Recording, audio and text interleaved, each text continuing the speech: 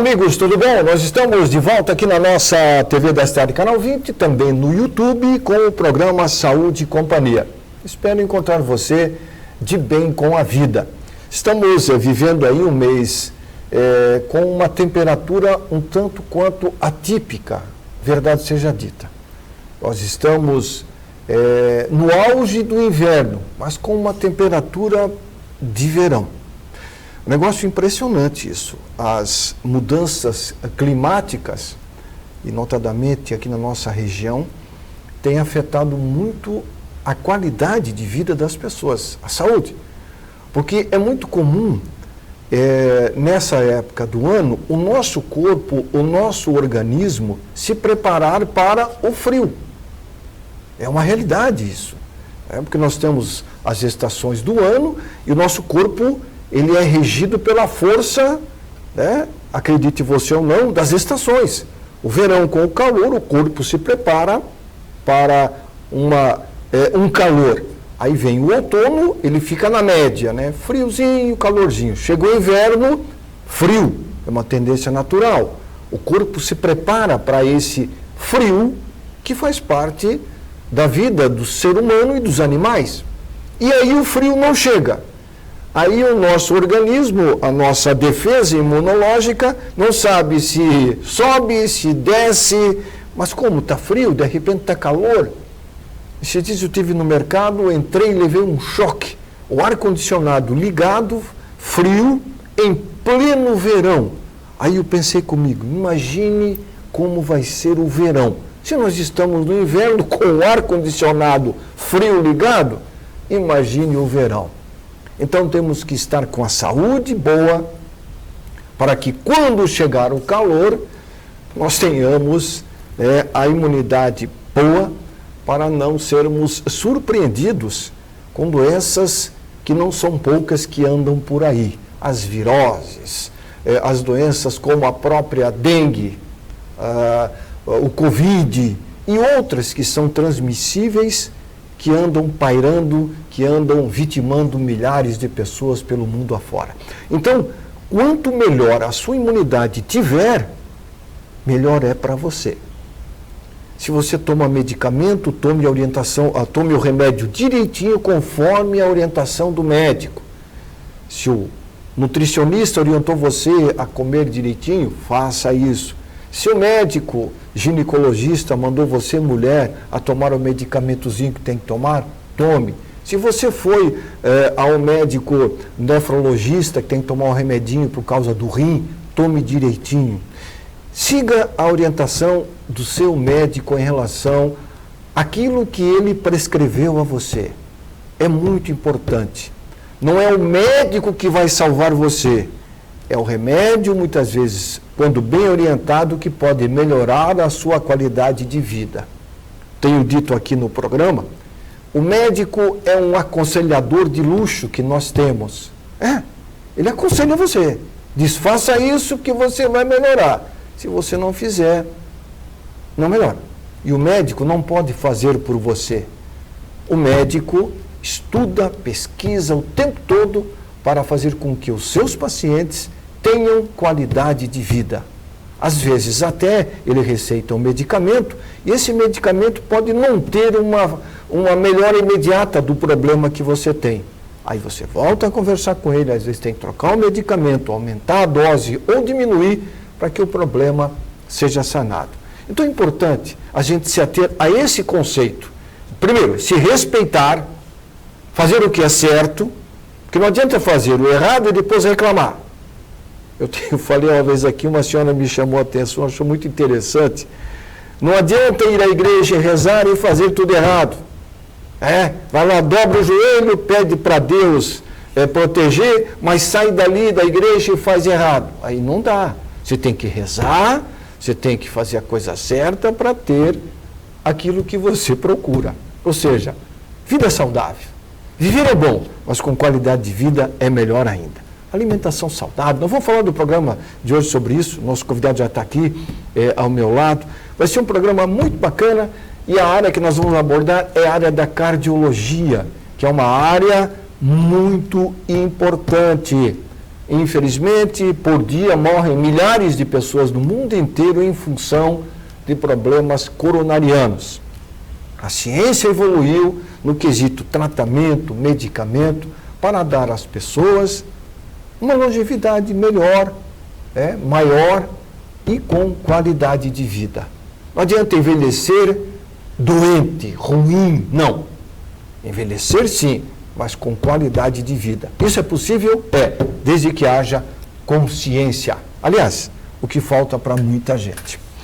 O programa de hoje vai conversar com o Dr. Sérgio Otávio Corman, médico cardiologista, já esteve aqui no programa, mas nós vamos fazer a parte 2 dessa conversa, porque a área da cardiologia ela é muito extensa, tem muita coisa para se falar. E uma das coisas que eu já vou perguntar para o Sérgio, que está aqui comigo, é sobre arritmia cardíaca. Você já ouviu falar sobre isso? O que tem que ver a arritmia cardíaca com alimentação? Será que tem alguma coisa a ver ou não tem nada a ver? Sérgio, prazer em recebê-lo novamente. Seja bem-vindo ao programa. Obrigado, Erivan. Obrigado pelo convite aí. Sérgio, arritmia cardíaca. A alimentação tem alguma coisa a ver com isso, não? Tem, pode ter muito a ver, principalmente quando a gente fala em alimentos que são estimulantes, né? Então, pacientes que têm arritmias, eles têm que evitar coisas que sejam estimulantes, que acelerem o ritmo cardíaco. Principalmente a gente falando aí de bebidas energéticas, de café e o álcool. O álcool também pode piorar bastante a questão de arritmias. O álcool tem uma função importante para piorar a arritmia ou até para ocasionar uma arritmia? Os dois. Os dois? Os dois. Na verdade, o que é uma arritmia cardíaca? A arritmia é quando a gente tem o batimento do coração fora do ritmo, né? Ele pode ficar fora do ritmo, mas numa frequência cardíaca, né? O número de vezes que ele bate por minuto pode ser menor do que o habitual. Então a gente fala numa bradiarritmia. Bradiarritmia. Bradiarritmia. Ou ele pode, a quantidade de vezes que ele bate, ser maior do que o habitual, e a gente está falando numa taquiarritmia. Tá? Então são esses dois tipos principais, dois grupos principais de arritmia, e dentro desses dois grupos, vários subtipos. Agora, a arritmia cardíaca tem muito a ver com adrenalina, não? Tem. Tem? Tem bastante a ver. Ou seja, a pessoa que vive estressada produz mais adrenalina, automaticamente tem mais chance de ter uma arritmia. Exatamente. Então, quanto mais adrenalina, o coração ele fica mais excitado e maior a chance de ele sair do ritmo e eventualmente fazer uma arritmia. Quando você, eu já tenho, às vezes, Ivan, às vezes eu sinto o meu coração aqui no pescoço, parece que ele está, o pescoço está bombando. Isso é um sintoma da arritmia? Também. Algumas arritmias falam isso. Por que o coração fica no centro do peito, né, Sérgio? Ele não fica no lado esquerdo, ele fica no centro praticamente, né? Exatamente. Mas por que a pessoa sente a pulsação aqui em cima? Em cima, na traqueia, nessa região do pescoço? É quando a gente tem uma arritmia que causa com que o coração ele bata uma parte concomitantemente com a outra, ele vai gerar uma contração com as válvulas fechadas dentro do coração. E essa contração com as válvulas fechadas dentro do coração vai gerar uma pressão muito grande nas veias que se conectam no coração. Então a gente consegue sentir aqui em cima essa pressão aumentando e dá aquela sensação como se estivesse pulsando aqui em cima. Isto. Você sente o coração na boca. Coração muitas na boca. Pessoas exatamente dizem, essa né? expressão. Isso é uma arritmia. Isso pode ser uma arritmia. Tá? Pode ser. Além de uma arritmia, o que pode ser mais isso? Quando a gente sente essa pulsação assim numa frequência muito rápida, então está pulsando muito rápido, geralmente é uma arritmia. Agora, se tem uma sensação de que tem, por exemplo, um globo, uma bola na garganta que está subindo e que está descendo, isso pode ser mais relacionado ao trato gastrointestinal, pode ser refluxo, pode ser ansiedade, pode ser algum sintoma na motilidade aqui do esôfago. Porque se associa, né, essa bola com essa sensação de inchaço. É como se a pessoa estivesse agoniada. Parece que eu vou morrer, parece que eu tenho uma coisa na minha boca. Aí eu boto a mão no coração, boto no lado esquerdo, que na verdade tem que colocar no meio do peito, e sente o coração batendo de uma forma como se fosse um surdo de escola. Isso é uma arritmia? Isso pode ser. Pode. Assim, é difícil de a gente estabelecer com certeza por um relato dessa forma, porque outras coisas podem causar sintomas muito parecidos, tá? E principalmente a ansiedade. A ansiedade? Então, ansiedade e estresse, às vezes síndrome do pânico, o paciente pode relatar aquela sensação de aperto na garganta, com o coração batendo rápido, batendo mais forte dentro do peito. Então, isso pode ser ansiedade, mas também precisaria de uma conversa um pouco mais minuciosa, um exame físico um pouco mais minucioso, retirar a história do paciente, fatores de risco, porque pode também ser uma arritmia. Pode ser uma arritmia. Então, o mundo moderno hoje, ele cobra muito das pessoas em qualquer profissão, né? O cara que trabalha por conta própria, o cara que trabalha numa empresa, ele é muito cobrado. Essa cobrança exagerada, essa vida louca de rede social, de trânsito complicado, esses fatores somados podem ser fatores desencadeantes de uma arritmia, Sérgio? com certeza. É mesmo? Com certeza. É aquilo que a gente estava conversando, a questão da adrenalina, né? Então a pessoa vive ligada no 220, o trabalho exige muito dela, ela vive sempre estressada, aí sai do trabalho, pega um trânsito, fica estressado no trânsito, chega em casa, se estressa mais ainda em casa, aí não dorme bem, não come bem, acaba favorecendo aí a criação também de maus hábitos, né? Às vezes a pessoa extravasa ali, bebe um pouco mais, às vezes vai para cigarro, às vezes tem alguma outra válvula de escape. Então, tudo isso junto vai culminar num ambiente mais favorável ao desenvolvimento de arritmia. Qual é o exame padrão ouro para se detectar uma arritmia cardíaca? Seria o Holter. Holter. O que é Holter? O Holter é uma monitorização de 24 horas do eletrocardiograma. Então, o paciente vai e coloca alguns eletrodos na região do peito, tá? É como se fosse fazer um eletrocardiograma, que é o exame um pouco mais simples. Fica com esses eletrodos e ele vai junto com um gravador para casa.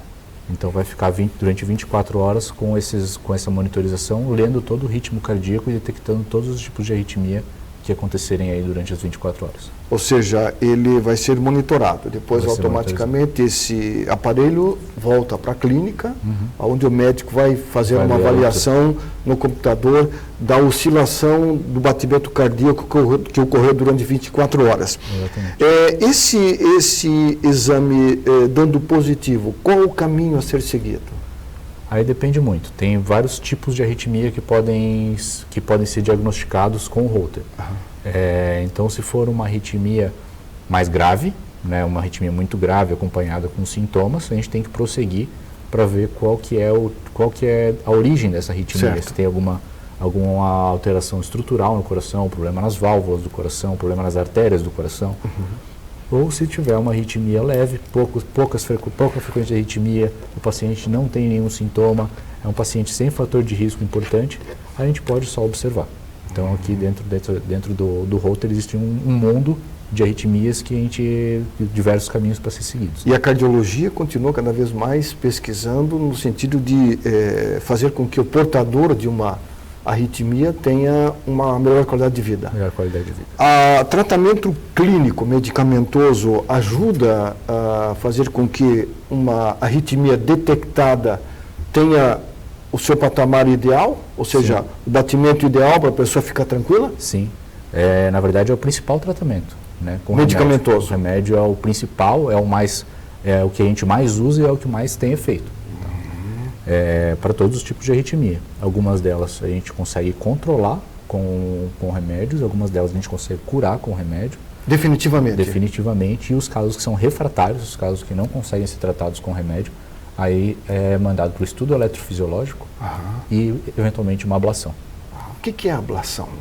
A ablação é quando a gente vai através de um catéter, é um exame, um procedimento médico, então vai através de um catéter, entra pelas veias, geralmente ali da virilha, e vai até o coração, e lá consegue mapear todo o coração eletricamente e ver qual que é o foco da arritmia, da onde que está vindo essa arritmia no coração.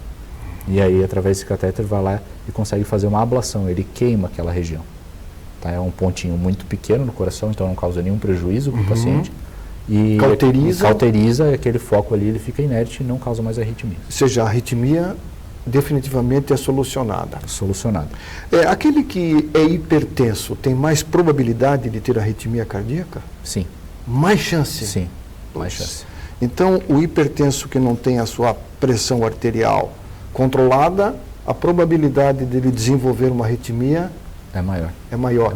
E, consequentemente, mais difícil de tratar, Sérgio? Tratando a pressão, a gente tende a melhorar o controle da arritmia.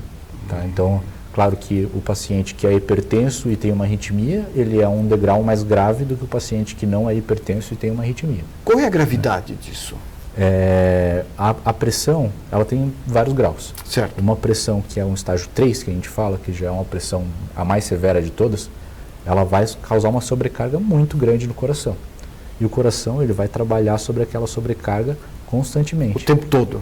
E aí as fibras do coração, elas acabam, sob estresse, elas acabam se desorganizando. Tá? E aí essas fibras desorganizadas facilitam que a corrente elétrica que passa ali dentro fique também desorganizada. E aí causa uma arritmia. Cria uma bagunça no Cria coração. uma bagunça, exatamente. É como se fosse uma escola de samba com todos os instrumentos e de repente entrasse em dessintonia. É mais ou menos assim o coração. Porque as pessoas não têm, eu repito todo o programa aqui, Sérgio, nós deveríamos conhecer um pouquinho de anatomia humana. Né? Assim, vamos falar um pouquinho sobre cérebro, coração, que são órgãos nobres, né? Baço, fígado, rim. Saber um pouquinho para a gente ter uma noção de como é o coração. As pessoas não têm noção do que é o coração. Ele é um membro, ou seja, é um órgão fibroso, né, Sérgio? Sim. Ele tem um monte de fibras, né? Tem muitas fibras. E essas fibras têm que trabalhar tudo igual uma orquestra, bem... Não pode ter um desafio sequer. Ele é finamente ajustado, né? E o maestro somos nós. O maestro somos nós. Ou seja, a regência está sobre a nossa responsabilidade. Exatamente. Se você não reger direito ele... Vai pifar uma hora. Ou seja, a orquestra vai desafinar. E se desafinar, dá problema. Exatamente. E a arritmia... Você deve ter recebido com pacientes e doutor, eu não aguento mais essa arritmia. Eu quero tratar isso. O cigarro tem alguma coisa a ver com a arritmia, Sérgio? Tem. Cigarro tem sim. Além de a gente aumentar o nível de adrenalina no sangue enquanto está fumando, no momento do que está fumando, isso faz com que aumente a pressão e a frequência cardíaca, tá sendo deletério aí para quem tem arritmia. E outra coisa que pode acontecer é causar doença no pulmão. Então o enfisema pulmonar, a doença do pulmão causada pelo cigarro, ela também aumenta a pressão dentro do pulmão e isso se reflete no coração. Poxa. Então o coração ele também sofre como resultado de doença no pulmão. Sofre o pulmão e o coração? O pulmão e o coração. O coração está no peito, o pulmão também está na parte frontal, né? Porque ele pega a parte frontal e a parte das costas. E reflete no coração. Reflete no coração. Fumar não é nada bom, né? Não é legal. Fumar não é legal. E, lamentavelmente, eu tenho observado pelas ruas de Joinville muitos jovens fumando um pendrive. É como se fosse um pendrive, né? Aquele famoso vape, sei lá como é que é. Aquilo é uma coisa que já está comprovado que não faz bem para ninguém. É uma moda que leva, ou que vai levar muita gente a consultório de cardiologista e de pneumologista com doenças oriundas da ingesta da fumaça. Nós temos um intervalo comercial, o programa de hoje está recebendo o Dr. Sérgio Otávio Corma, médico cardiologista. Depois do intervalo comercial, vamos falar sobre bebidas energéticas e o coração. Será que tem alguma coisa a ver sobre doenças do coração e a bebida energética? E como existem tomadores de bebida energética por esse Brasil afora? Lembrando sempre que o programa Saúde e Companhia tem o apoio do Clube Social Saúde. O Clube Social Saúde funciona como uma associação das melhores marcas no que se diz respeito à saúde e bem-estar. Clínicas como o Hospital de Olhos Sadala Minganem, Instituto de Ortopedia e Traumatologia estão associados ao Clube Social Saúde.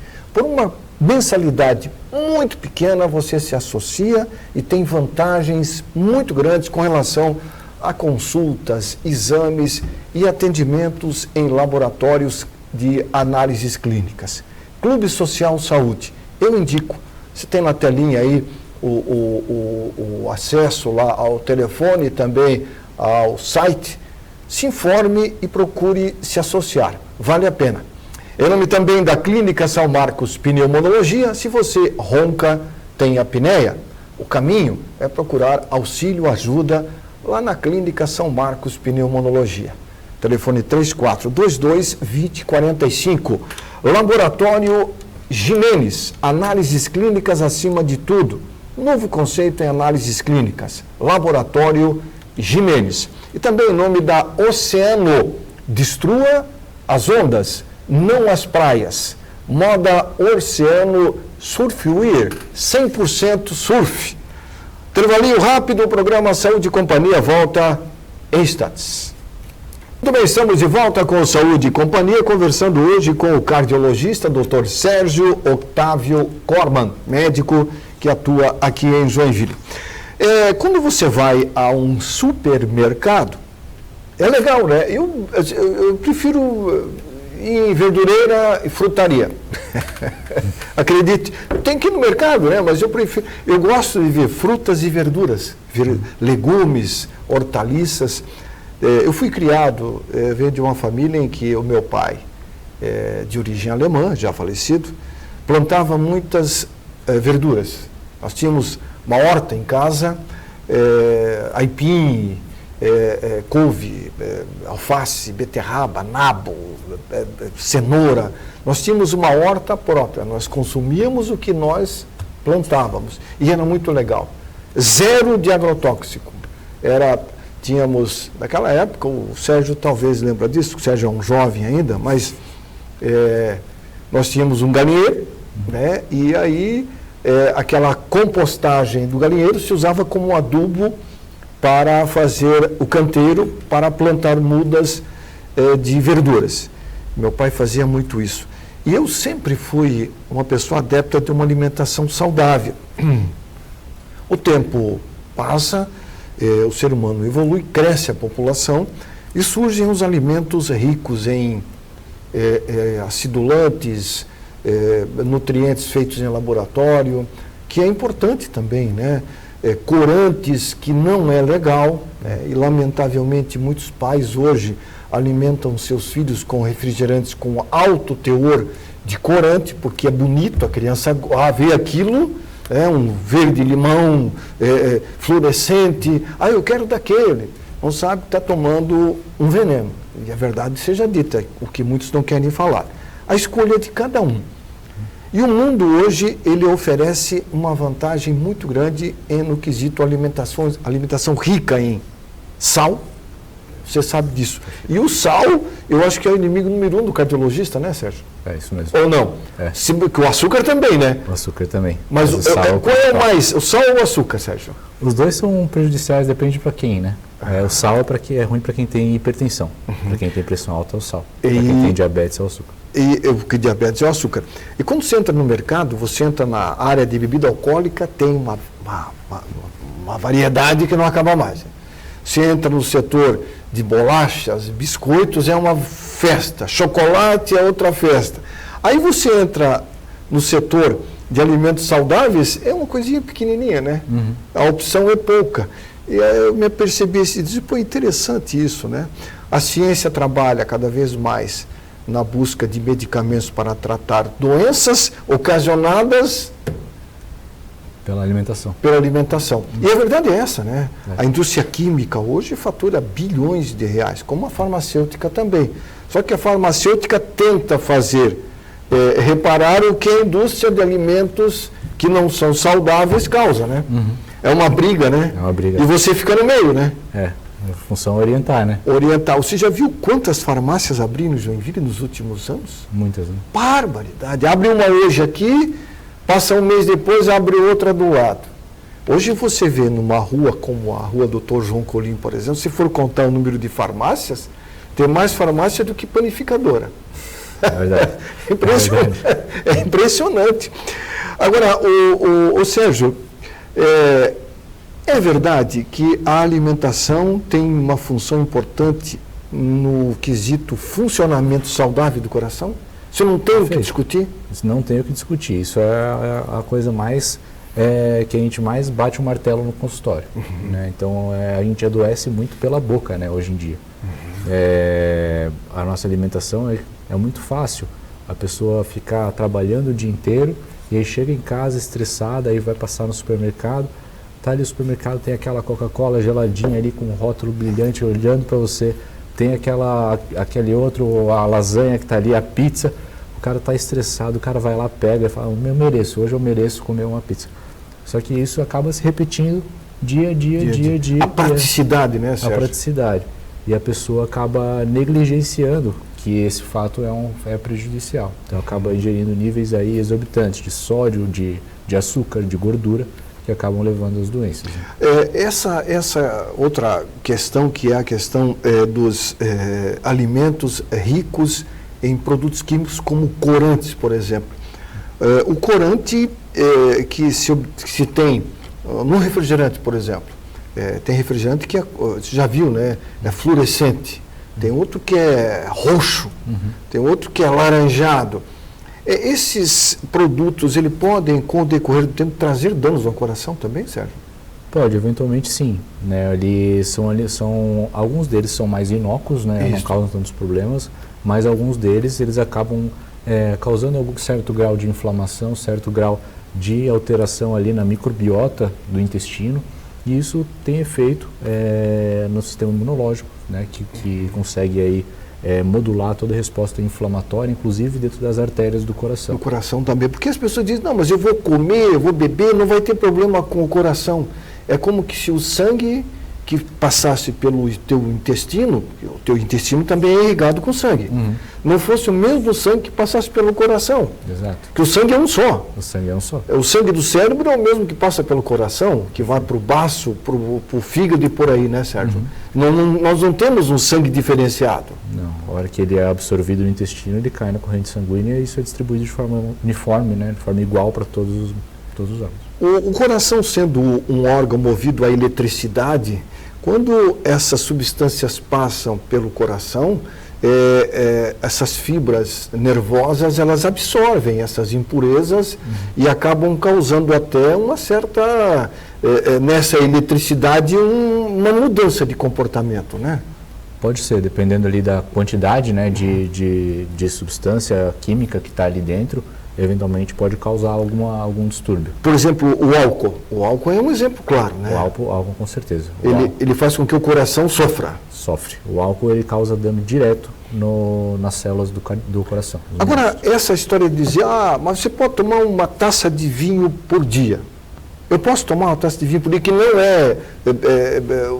algum paciente até perguntou para você, talvez, mas eu vou abdicar do meu vinhozinho e tal, não posso beber mais? Então, existem alguns estudos que mostram que uma quantidade exata, né, que seria uma taça de vinho... Mas uma taça grande ou uma pequena? Uma taça pequena. Uma taça cheia? Uma taça pequena, em torno da metade ali. Metade 50% da taça. Isso. Poderia ser benéfico, tá? Poderia reduzir o risco. Mas existem vários entraves para isso. Né? Sério? Para o paciente atingir esse benefício, ele teria que ser extremamente regrado e usar exatamente a mesma quantidade todos os dias. A gente sabe que isso é quase muito difícil, né? de ser atingido, porque às vezes uma taça vai se transformar em 2, vai se transformar em 3, e eventualmente isso pode levar a um hábito negativo de tomar álcool todos os dias. Né? Então é uma coisa que a gente não acaba encorajando de rotina no consultório. Agora, a pessoa tem que abdicar definitivamente da bebida alcoólica, ou ele pode usar a bebida alcoólica, de repente, com moderação? Existe essa moderação dentro da área da cardiologia? Existe. A gente tem que ver para quem que a gente está recomendando, né? Então, aquele paciente que tem arritmia, o paciente que tem uma insuficiência cardíaca, né, tem algum problema nas válvulas do coração, para esse paciente é proscrito. A gente o álcool zero. Agora, o paciente que veio para fazer um check-up, não tem nada de doença, não tem por que a gente proibir o álcool. Sim. Porque isso faz parte da nossa cultura, isso faz parte da socialização, isso faz parte de vários eventos da nossa vida, então não tem por que a gente proibir completamente. Mas é claro que a gente tem que sempre pesar o bom senso. O benefício. O benefício ou o malefício. Um exemplo, a pessoa que foi diagnosticada com uma arritmia leve, ele fez um exame, você tem uma arritmia leve, e ele gosta de beber. Esse cara vai ter que, por um tempo, largar a bebida alcoólica, porque se ele não largar, não adianta ele fazer o tratamento e a arritmia não vai diminuir, pode piorar? A arritmia pode piorar com álcool. Aí pode? Pode. E aí é uma coisa que a gente tem que... Não existe um guideline nessa situação. Nessa situação a gente pode, eventualmente, tem pessoas que vão conseguir consumir com moderação e não vão ter uma piora e vão conseguir viver normal. Agora tem pessoas que com qualquer ingesto de álcool, qualquer mínima quantidade, já vão piorar a arritmia, vão desencadear uma crise e aí as pessoas estão proscritas. Então, aí é caso a caso, a gente tem que individualizar. Tem que individualizar. A arritmia cardíaca, quando não diagnosticada e a pessoa tem, aí ela aparece, dá uma disparada, para. Aí ela passa um tempo, e vai e para. Pode levar a um evento cardíaco grave, um infarto do miocárdio, uma taquicardia mais violenta e levar a pessoa até a óbito, Sérgio? Pode. Pode? Determinados tipos de arritmia podem acelerar tanto o coração que faz com que a pressão fique muito baixa. Aí baixa a pressão, não alta? Não, aí nesse caso, quando a frequência cardíaca está muito alta, a pressão fica baixa. O coração ele não consegue bombear sangue o suficiente, ele fica disfuncional. E isso pode fazer com que falte sangue nos órgãos principais, principalmente no cérebro. Cause um desmaio, cause uma insuficiência renal e, eventualmente, uma parada cardíaca. Existe essa possibilidade, então? Existe. São poucos tipos de arritmia que podem fazer isso, tá? São as arritmias mais graves, mas sim. Ela aparece de repente? Pode aparecer de repente. Mas eu não levei nenhum susto, eu estava em casa parado e tal, de repente meu coração deu uma... Acelerou. E parou. Isso é uma doença que merece uma atenção. Isso pode acontecer. A maioria das vezes que acontece dessa forma são arritmias que são menos graves, tá?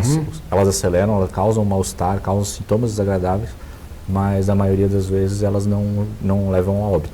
Arritmia que causa náusea, que causa dor de cabeça, que causa embaralhamento da visão, é grave? É mais grave. Essa é a mais grave, Sérgio? Essa é um dos tipos que pode ser mais grave, porque esses sintomas aí, dor de cabeça, embaralhamento da visão, tudo podem significar que está faltando um pouco de sangue no cérebro. E isso significa que a arritmia está tão rápida que não está conseguindo bombear sangue o suficiente para o cérebro. Isso não acontece só para quem é hipertenso? Não, acontece para todas as pessoas. Para qualquer pessoa, de repente, pode ocorrer? Pode ocorrer. O que mais pode se fazer, ou se falar, melhor dizendo, no que tange o que desencadeia essa... o cara não tinha nada, 42 anos de idade, e de repente ele, bum! Arritmia. Os principais fatores de risco que a gente tem que excluir, né, é doença arterial coronariana. Doença arterial coronariana. Entupimento nas artérias coronárias, né, nas artérias coronárias. Então, isso a gente tem que sempre excluir essa questão. A presença de alguma doença estrutural no coração, ou seja, o músculo cardíaco ele está já dilatado ou ele está hipertrófico, né, ele está mais forte mais espesso do que ele deveria estar.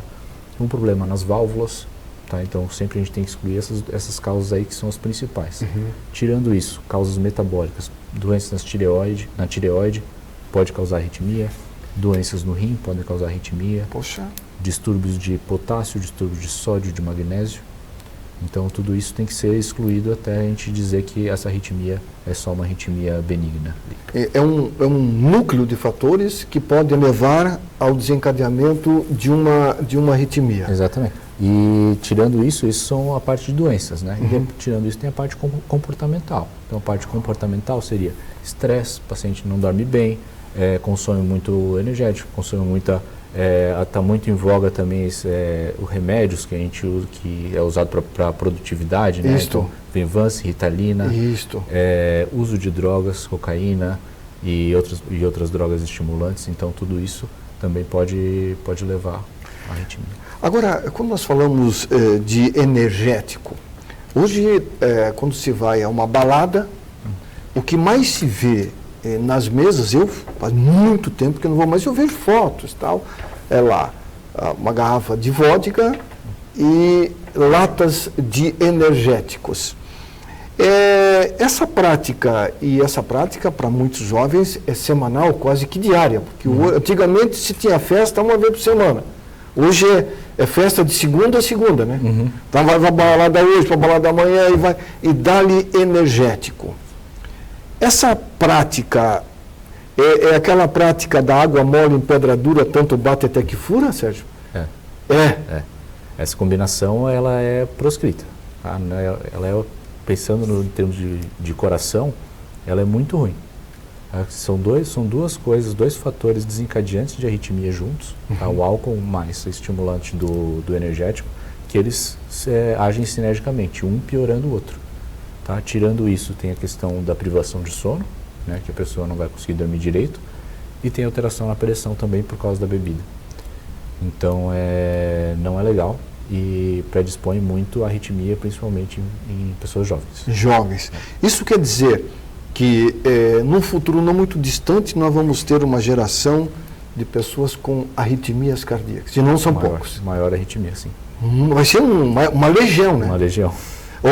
Outro também, que até esse dia eu estava falando, nós vamos abordar aqui no programa, é aqueles que andam com fone de ouvido e com o som alto. Eles passam por você e você consegue ouvir o que eles estão ouvindo. Isso quer dizer que milhares de jovens e adultos também vão ter problemas de zumbido no ouvido, em consequência do excesso do uso de fone de ouvido. Então, a moderação é fundamental, né, Sérgio? Exatamente. Depois do intervalo, eu vou falar sobre outro tema que eu gostaria que você abordasse, que é a arteriosclerose. Também é uma doença que praticamente afeta o coração, né? Afeta e consequência de um hábito de vida lá atrás que acaba ocasionando hoje o problema, né? A moderação no uso de energético, Sérgio. O jovem, o pai que tem lá na família adolescente, o pai deveria conversar com o seu filho para que ele tenha consciência de que se ele continuar nessa vida de energético, bebida alcoólica, ele vai ter problema no futuro? Sim. É importante o energético pai... ele deve ser ativamente combatido. Combatido. Existe uma dose ideal de energético para se tomar, Sérgio? Existe, 0. Zero? Zero energético. Você já é radical. Você toma energético? Não, eu não tomo. Não toma? Eu não tomo. Eu tomo um café preto quando eu preciso ficar mais acordado, mas esse é o máximo. É o máximo. Você não usa energético? Não. Poxa, você tem 31 anos de idade e nessa sua faixa etária é o que mais se consome, né? Feita uma pesquisa recém, dando conta de que o uso de energético entre 18 a 35 anos é o maior pico.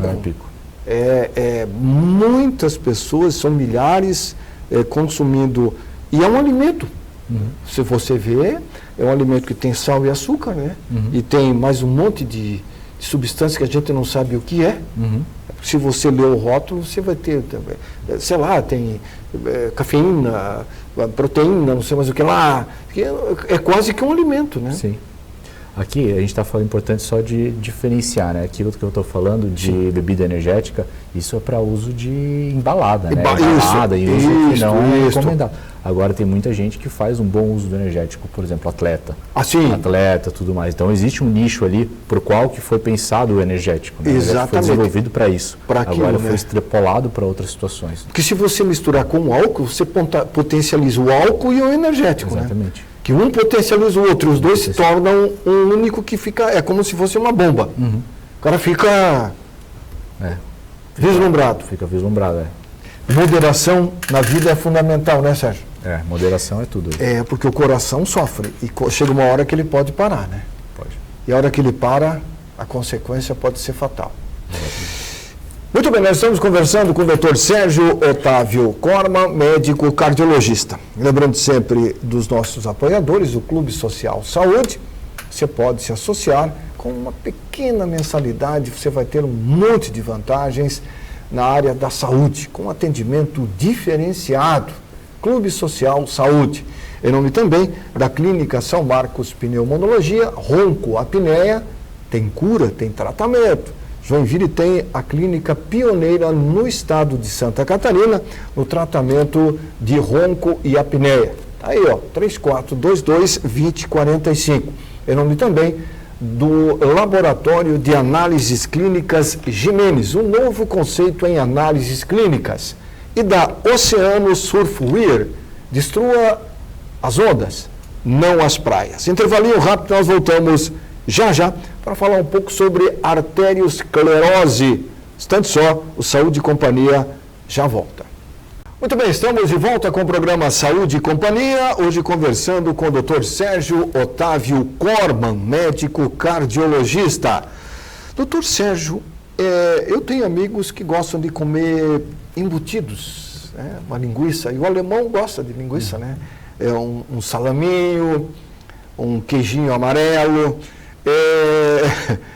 O colesterol é inimigo número 1 do coração? Um dos, que tem vários inimigos, né? Cigarro, colesterol. Cigarro, colesterol, açúcar. Não, o colesterol é um dos principais fatores de risco, sim. O LDL. O LDL. O LDL. O HDL é amigo. É o amigo. Esse é o bom, é o mocinho. É o mocinho. E o LDL é o bandido. É o bandido. É o bandido. Arteriosclerose e coração, o que tem a ver? A aterosclerose é o processo de acúmulo de gordura dentro das artérias. Pode acontecer em todos os lugares do corpo, nas pernas, no cérebro e também no coração. E tendo a obstrução das artérias do coração, falta sangue para o músculo cardíaco, ele acaba ficando fraco. A arteriosclerose, ela é só causada por uma alimentação rica em gordura ou pode ser também causada por um outro tipo de alimento? Não sendo só a gordura animal, vamos dizer assim, ou a gordura saturada, poliinsaturada. Na verdade, o processo de aterosclerose, esse processo de acúmulo de gordura dentro das artérias, ele é um processo natural. Tá? Isso é uma coisa que vai acontecer invariavelmente em todas as pessoas. Só que a maioria das pessoas isso acontece num ritmo lento, que não causa nenhum problema ao longo da vida. Só que algumas condições fazem com que esse processo ele fique acelerado. Né? E é esse que é o problema, o aceleramento do processo de aterosclerose. Então, o que vai causar isso? Um aumento do colesterol desregulado, um aumento na diabetes, uma pressão alta, a pessoa fumar, a pessoa não fazer atividade física, o estresse sem manejar, tudo isso vai fazer com que esse processo seja acelerado. Claro que produtos animais, gorduras animais, essas gorduras saturadas, elas favorecem um maior depósito de gordura nas artérias do que as gorduras de origem vegetal. Então, tipo, margarina, eu não estou aqui fazendo propaganda contra, você pode usar, mas tem que ter uma certa moderação, né? Tem que ter moderação, tudo que é gordura tem que ter moderação, mas se for consumir, preferir as insaturadas. Insaturadas. Poliinsaturadas, que geralmente são de origem vegetal. Que são mais saudáveis. Não são tão prejudiciais. Você vai envelhecer. Um exemplo, você envelhece, o teu cabelo cai, fica branco. Se cria rugas no rosto. Isso é a parte externa do corpo, né? E nós não vimos a parte interna. E as nossas artérias, o nosso sistema de irrigação na parte de dentro sofre também. Então, quanto mais você alimenta-se de alimentos não saudáveis, mais rapidamente esse processo ocorre. Você antecipa ele, então, Sérgio? Perfeito. Se mais ou menos assim. Acelera. A ingesta de alimentos ricos em grãos, vamos supor, aveia, a laranja com o bagaço dela, isso também auxilia, de repente, até numa limpeza, como se fosse uma limpeza das artérias? Sérgio? Auxilia bastante. Auxilia? Esses alimentos, eles são muito ricos em fibra. Tá? E a fibra, ela auxilia em diminuir a absorção dessas gorduras ruins pelo intestino. Por exemplo, talo de brócolis, você usa, né, que se mastiga, aí fica aquelas fibras. Engolindo aquilo, ele se torna benéfico. Benéfico, Não necessariamente as fibras assim que são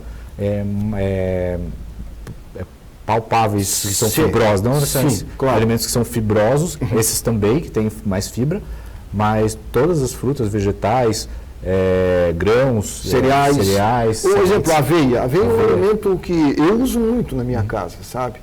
Claro que não vai ser a solução, de repente, para mim ter até uma arteriosclerose, mas vai prorrogando. Vai melhorar o seu perfil de colesterol. Então, se você comer bastante aveia, você vai estar ingerindo bastante fibra, e essa fibra ela vai diminuir a absorção do LDL pelo intestino. Então, você vai ajudar a eliminar mais o LDL. Então, não fica tão grande. Não fica tão grande. Quando nós falamos em colesterol, todo mundo sabe, todo mundo, digo, parte da população, né? HDL é bom, LDL é ruim. Triglicerídeos, tem o ruim e o bom, ou o triglicerídeo é só ruim? Não, o triglicerídeos ele é único. É único? É só ele. É só ele. O triglicerídeos, para a gente entender aqui, ele é uma molécula que ela é formada por açúcar e por gordura, e ele é uma molécula grande. Então, ele maior do que o colesterol? É maior do que o colesterol. Esse ponto que eu queria chegar. O LDL é uma molécula muito pequenininha e por isso ele tem uma capacidade de adentrar dentro dos vasos sanguíneos. O LDL? O LDL. Já o triglicerídeo não. Ele é uma molécula maior, mais difícil de entrar dentro dos vasos. Então ele também fornece um risco cardiovascular menor do que o LDL. Ter um LDL alto é pior do que ter um triglicerídeo alto. É pior? É pior. Mas o triglicerídeo alto ele confere outros riscos, principalmente até para o pâncreas. O pâncreas também. A alimentação está comprovadamente marcada de que errada, quando você come demais algo que não é bom, a consequência é inevitável. Quando você se alimenta com alimento saudável, você até pode ter um evento cardíaco, mas não tão forte quanto quando você se alimenta de alimentos que não são saudáveis. A alimentação para o coração faz a diferença, Sérgio? Faz a diferença. Já está comprovado? Comprovadíssimo. Essa e é bom a gente falar porque é tão gostoso comer uma costela, aquela casquinha, salgadinha, gordurosa, aquilo, depois eu tomo uma cerveja, lava tudo. Muitas pessoas pensam assim. É correto pensar dessa maneira? A gente tem que sempre me perguntam assim, muito no consultório, né? Eu preciso cortar 100% de tal coisa. E a resposta é sempre o bom senso. Claro, você comer a sua costelinha ali uma vez a cada 2, 3 meses, tomar uma cervejinha a cada 3, 4 meses, isso não vai te trazer problema. Provavelmente não vai te trazer problema. Então, um consumo moderado, eventual, não vejo tanto mal assim. Claro que exageradamente, todo final de semana, a cada 2 semanas, em alta quantidade, vai te trazer um problema. Vai trazer? Vai trazer. Isso não tem dúvida, né? Isso não tem dúvida. E hoje você vê muitas pessoas, homens principalmente, com uma barriguinha. Eu até comentei aqui mais de uma vez, e alguns amigos até assim, pô, tu fica debochando dos barrigudos lá, tal, que dizem que homem que não tem barriga não tem história. O que tem a ver a obesidade, barriga volumosa e coração, Sérgio? Essa barriga que a gente fala ali, né? A barriga de respeito. Isto. Ela traduz gordura visceral. Tá? Então não é só essa gordura que é flácida, que a gente pega embaixo da pele, mas é a principal a obesidade visceral, que é a gordura nos órgãos. Então é isso que aumenta a mortalidade cardiovascular. Tá? Então o acúmulo de gordura dentro dos órgãos reflete um estado metabólico que não está legal. Reflete que ali dentro está inflamado, reflete que ali dentro tem um conteúdo maior de gordura, e isso fornece um risco de infarto maior no futuro. Risco de infarto? Porque a gordura ela não fica só na parte externa, né? Porque há uma dilatação. A parte interna também tem a mesma quantidade quase do que a parte externa, mais ou menos assim? Sim. Sim. E nós temos artérias grandes que passam praticamente pelo nosso estômago, intestino, né? Passa. E isso afeta o coração. Afeta também. Ocasionando o infarto do miocárdio. Pode ocasionar um infarto. O miocárdio como se fosse uma artéria, né, Sérgio? O miocárdio ele é um músculo. O músculo do coração. O músculo do coração. E ele é todo irrigado. Todo irrigado pelas artérias que chamam coronárias. Coronárias. Essas coronárias ficando, entre aspas, entupidas, automaticamente o coração sofre. Sofre. Daí ele para o fluxo sanguíneo que iria irrigar esse miocárdio, o músculo, fica interrompido. Se isso acontece de uma forma abrupta, então estava passando sangue e agora não passa mais. Dá uma interrupção abrupta. Interrupção abrupta, isso é um infarto. E se acontece ao longo gradualmente, isso pode causar eventualmente uma insuficiência cardíaca. O músculo pode ir perdendo função ao longo do tempo até ele, de fato, perder a função. Existe microinfarto? Existe. Como é que é o microinfarto? Microinfarto é quando tem, geralmente é causado por coágulos de sangue, ou coágulos de gordura, enfim, que vão até vasinhos muito pequenos do coração e aquela areazinha bem pequenininha ali sofre um infarto. Qual é o sintoma clássico de um microinfarto? Tem? A maioria dos microinfartos são assintomáticos. Quando ele é muito pequenininho, ele não é percebido, mas pode eventualmente se manifestar como dor torácica. Né? Dor no peito. Dor no peito. Aí aconteceu marcou, é como se ficasse um marcador. Exatamente. A tendência de acontecer outro? Tem pessoas que têm múltiplos microinfartos de repetição. Então isso é clássico, por exemplo, em pacientes que têm doença microvascular. Então você pode ter doença nas artérias principais do coração, mas todas as artérias principais elas acabam se ramificando até chegar a microvasinhos. E tem pessoas que têm doença só nesses microvasinhos, não nas artérias principais. E aí acontecem esses microinfartos. Legal, nós estamos quase ao final do programa. Falamos sobre alimentação saudável, coração, atividade física. Qual a importância de se fazer um exame pré-início de atividade física do coração, Sérgio? Isso é extremamente importante. Tá? Todas as pessoas homens acima de 40 anos, mulheres acima de 45 anos, têm que fazer um exame pré-participativo. Tá? É muito importante para descartar doenças relacionadas ao coração antes de participar. E pessoas também que têm história familiar. Então, a pessoa tem história familiar de uma morte súbita na família eventual, de pessoas jovens que morreram na família de uma forma súbita, ou que tem outras doenças que podem afetar o coração. Pessoas hipertensas, pessoas diabéticas com colesterol alto, precisam passar por uma avaliação antes de participar. Fazer uma conversa com o médico, o médico pode dizer, olha, vamos fazer um exame clínico e um exame de laboratório, ver como é que está o sangue, se está tudo certo, colesterol e tal. Esse tipo de atitude, ela vai gerar a quem pretende fazer uma atividade física uma liberdade maior até de repente de fazer pedalada, caminhar ou nadar? Sim. A principal coisa que a gente precisa observar ali na consulta que o paciente vem é a história familiar, justamente, né? É fundamental. É fundamental saber se tem alguma doença congênita na família. Pai e mãe, ou se tem alguma doença que pode levar à morte súbita durante o esforço físico, né? Que a gente vê muitos atletas aí, né? Jogador de futebol, eventualmente a gente vê. E se tem algum fator de risco para doença coronariana, né? Doença nas artérias. Excluindo isso, geralmente a gente consegue liberar. E a grande maioria, eu digo assim, 98%, 99% a gente consegue liberar para atividade física. E a atividade física é o principal remédio para o coração. É o principal remédio? Eu ia perguntar agora. É o principal remédio para o coração?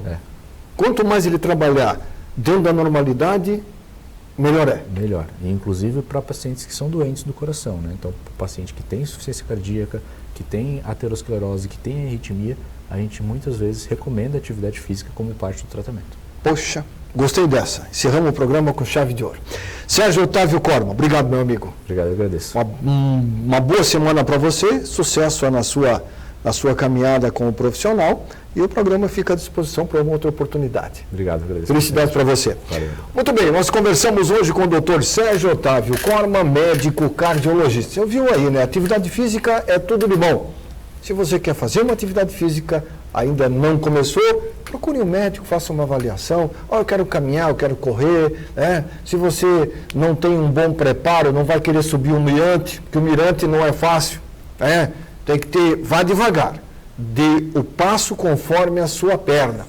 Não tente antecipar o amanhã. Viva o hoje. Isso é fundamental. Em nome do Clube Social Saúde, da Clínica São Marcos Pneumologia, do Laboratório Jimenez e também da Oceano, encerramos mais um programa Saúde e Companhia. Desejando a todos uma ótima semana. Lembrando, o certo é fazer o certo. Procure fazer o melhor para que tenhamos um mundo melhor. Eu procuro fazer a minha parte. Faça a sua. Um grande abraço. Até semana que vem. Tchau.